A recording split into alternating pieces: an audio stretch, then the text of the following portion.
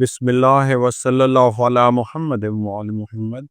मोहतरम नाजरीन, मैं doctor Mazhar Hussain Tarar, paediatrician, Tarar hospital Mandi Bahauddin आपकी खिदमत में हाज़िर होता हूँ, जिसमें बच्चों के जो हेल्थ के मसाइल हैं इन पे हम रोशनी डालते हैं। उस सिलसिले में आजकल नौज़ायदा बच्चों के मसाइल हम डिस्कस कर रहे हैं। उस सिलसिले में एक वीडियो हमने जो कल की थी वो थी, उसपे बच्चे की ज़ाहरी जो अपीयरेंस होती है, उसके मुख्तलिफ़ चीज़ें हमने डिस्कस की थी। उसमें कुछ 4-5 चीज़ें डिस्कस की थी और दूसरी जो है 4-5 अभी आज डिस्कस करेंगे।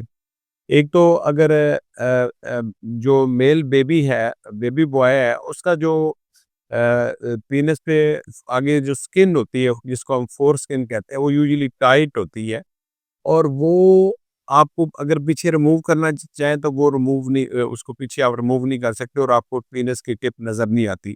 लेकिन वो उसको पुल बैक करने की कोशिश भी नहीं करनी चाहिए, क्योंकि उससे बच्चे को इंजरी हो सकती है।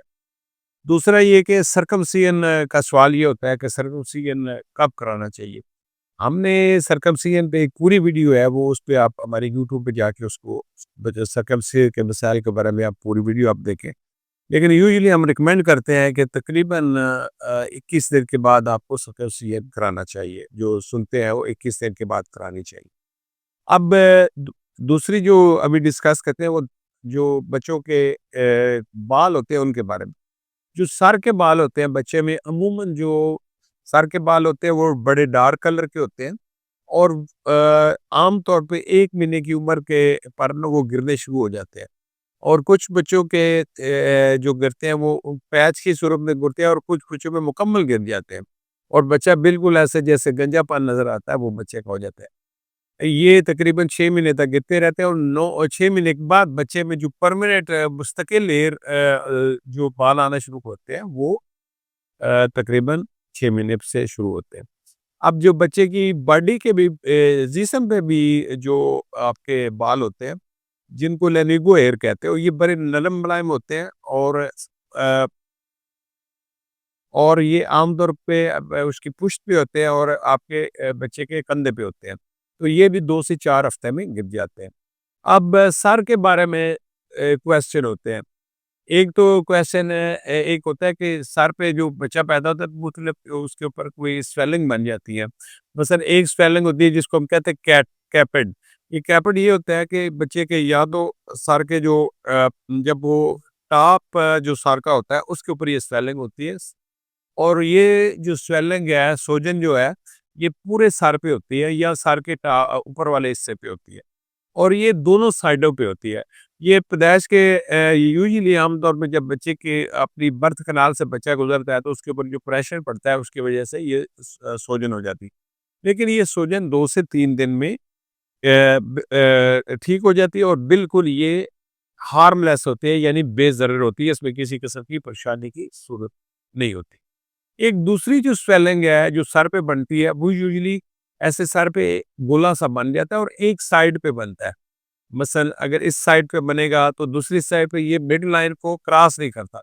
दूसरा गोला दूसरी साइड पे बन सकता है। ये पैदाइश के ऊपर नहीं होता और ये 2-3 दिन में बनता है और 5 दिन में मुकम्मल हो जाता है। और ये जो है ये खून जमा होता है जो अपनी सर की हड्डी है और जो आपकी उसकी सर की स्कैल्प है उसकी लेयरों के दरमियान। तो ये आम तौर पे 2-3 महीने इसको लगते हैं ठीक होने में।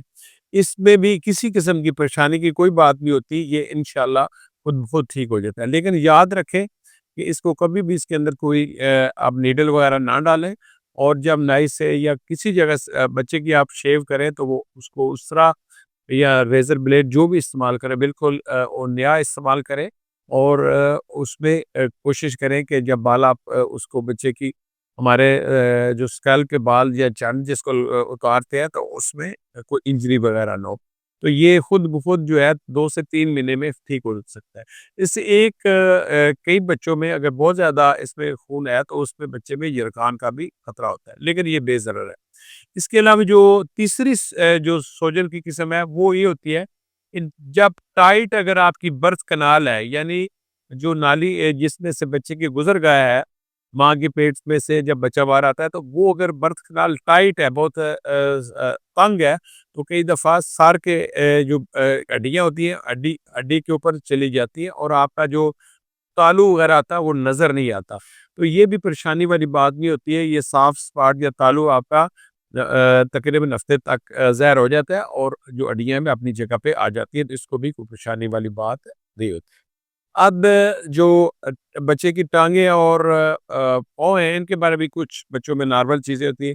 एक तो शुरू में थोड़ी-सी बच्चे की जो टाँगें हैं, वो ऊपर से और नीचे थोड़ी आपको उसमें बेंड सी होती हैं, लेकिन ये नॉर्मल होती है, इसमें किसी किस्म की परेशानी वाली बात नहीं।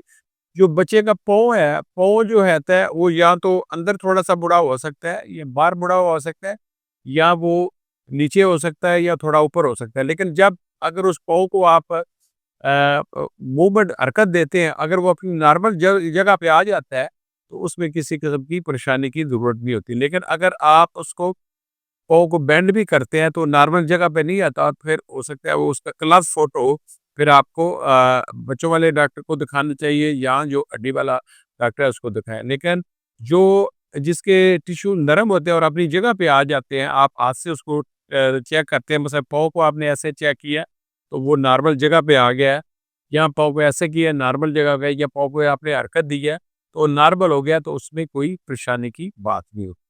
अब कुछ क्वेश्चन है बच्चे के माउथ के बारे में। माउथ के बारे में आप हमेशा जब अंदर देखेंगे, तो टंग टाई के बारे में हमारी एक पूरी जो तंदवा होता है, उसके बारे में एक पूरी वीडियो है। इसके अलावा आप उसका तालू देखें, तालू में कोई सुराख वगैरह तो नहीं है। अगर सुराख हो तो बच्चों के डॉक्टर को दिखाएँ।